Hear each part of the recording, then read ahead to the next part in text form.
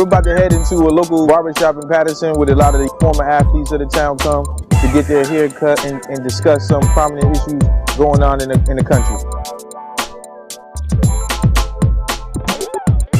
So I'm sure we all saw what's going on in the news with Coach Rice from Rutgers and the stuff he's been going through. Like, what's your take on the video? When you first saw it, what did you think? I mean, you think about it, you know, yeah, he was aggressive, but all coaches do that. You know what I mean? But now the media taking out of control, though. They going too far with it. Nah, he deserved to be fired. Think so? Yeah, he deserved to be fired. But the AD don't deserve to be fired. Why not? The AD addressed it, fined him like $75,000, 3 games, and brought it to the president. He brought it to the attention of the president, and he had like a little board, like a little trustee committee, and they said he couldn't fire him for that. But the president never watched it. Matter of fact, hey, there go right there. There we go right there. There we go right there. What's up, man? What's up, man? What's up, man? You just flew in? Some of them might have salute. Might have salute, man. Come on.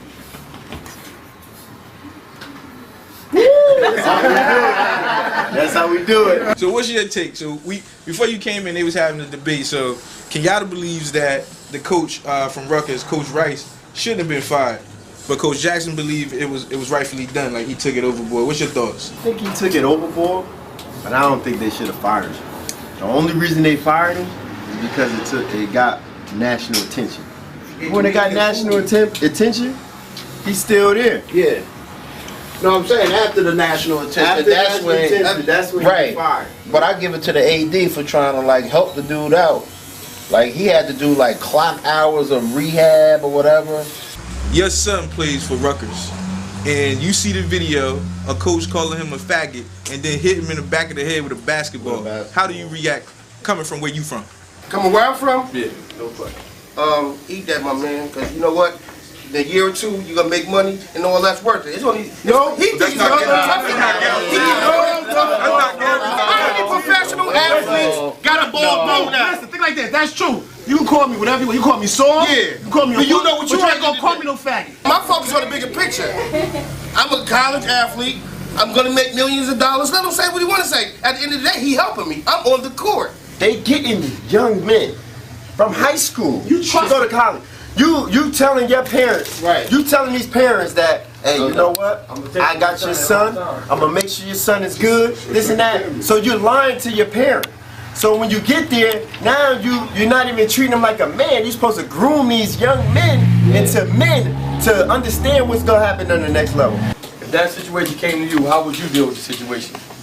Oh, as a principal, if a coach throw a kid down, how would you react to that situation? So how would you discipline that coach? So if I saw the video of a coach throwing a kid down, same situation, he fired. It's no questions asked. I'm not even going to work with the AD to figure out some type of punishment. That coach has to go. One thing they do in high school athletics is each year they allow you to rehire. So nothing's guaranteed. And remember now, Rutgers already made a decision to suspend them and not fire them. It wasn't until the media really got involved that they decided to fire him. The president did it. Right. Now understand this though. Rutgers is the same place that Imus had the situation with the nappy-headed hoes.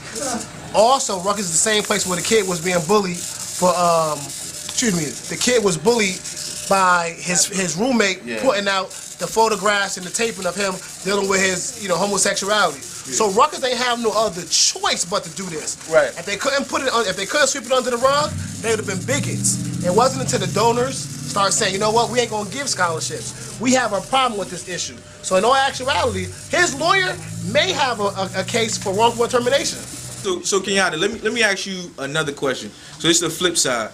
So how does a tape get to the media, get to ESPN, and get aired on national news? There was a person who actually sent this tape to Rutgers, Eric Murdoch, and he said, if you guys don't give me X, Y, and Z, I'm going to send the tape out. Now there's an investigation. How do you think he's going to be affected?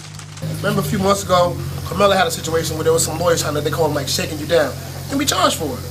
You can be charged for extorting a person for that. Now, is that jail time or just like a fine? I mean, that really just depends on who's doing the investigation. So for example, the federal government doing the investigation and you don't have a record, you may just get probation. If you do have a record, you may end up in federal prison. It just depends on who's doing the investigation. It could be the state, the county, the city. It just depends on who's doing the investigation. My thoughts is a thin line. It's a thin line between motivation and abuse. So if you have players on the team that are receiving scholarships worth over $150,000 a year, 3 of those players left.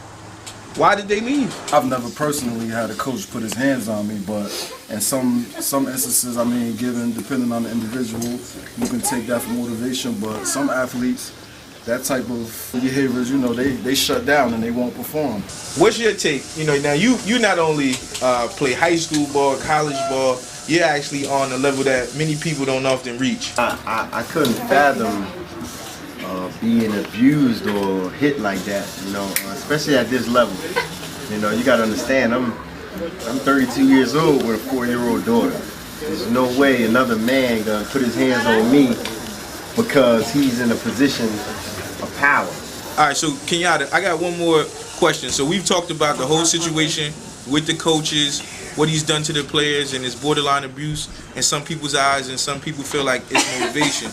But 3 players transferred, and we can visually see players on the court being hit with basketball and being verbally hit with basketballs and being verbally abused. So from a legal standpoint, can parents sue or can players sue? What's the situation there?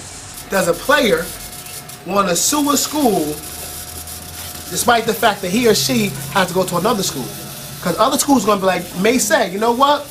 We may not want that kid, because that's the kid that filed the lawsuit. Right. So it's 2 different sides. Are you going to go for a quick payout right now and possibly not be able to transfer to another school? Nobody may not want you. You don't know on a scholarship. They may not. I can't say so. It'd be wrong for them to do that. But then on the other hand, you got, you know what? This was wrong.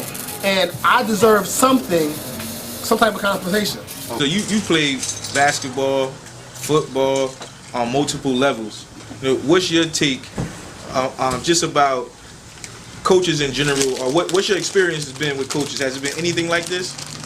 Nah, my coaches knew where I was from. So my coaches kind of scared me. That was kind of scared me, so I never got yelled at. I would do stupid stuff on purpose. So Tony, you actually play overseas, and you know I don't know what that's like, but I've heard stories. I've heard stories about the way the crowd treats you. I don't know what the coaching life is like or the player life. So what would you say? It's calm. It's a lot calmer than here. I mean, the coaches over there pretty much they just tell you what to do. It's nothing like over here. The coaches over there that I played for, they hardly even yell. So I mean, that was different coming from playing at East Side and playing at Norfolk State, where that's all the coaches were doing was yelling. And I mean, that never bothered me either. But I mean, I've never dealt with the physical abuse like I saw on the tape. Never dealt with that at all.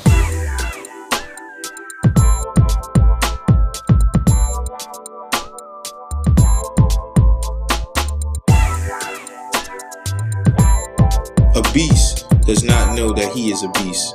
And the nearer a man gets to being the beast, the less he knows it. Do not allow your passion for anything to leave you with nothing. There's a thin line between motivation and abuse. Not knowing the difference hurts everyone, including yourself.